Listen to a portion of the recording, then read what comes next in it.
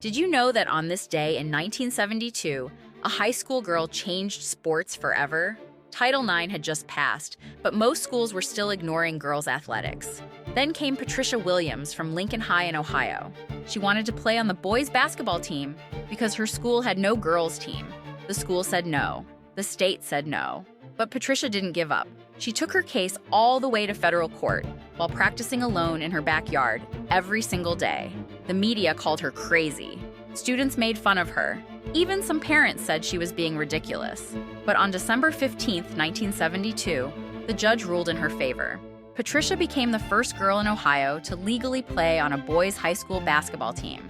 She scored 12 points in her first game, and the crowd went wild. Her courage opened doors for millions of girls who came after her.